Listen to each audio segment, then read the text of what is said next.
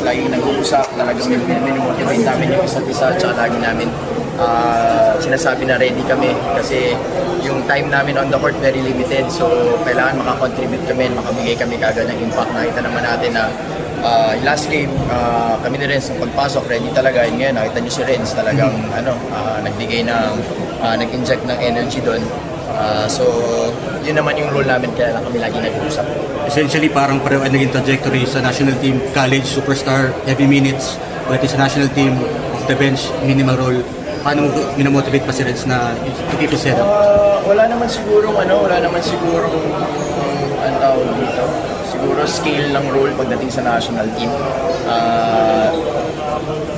The first guy is just as important as the 12th man. So, lalo na yung mga ganito, may maiksing tournament lang, kailangan namin ng bawat tulong na magagawa namin. So, every role is important. Kaya, communication lang na mabibigay namin sa isa't isa. Total, yung dosing to, kami naman magpapakamatay sa loob. So, walang iwanan na gagawin. Thank you.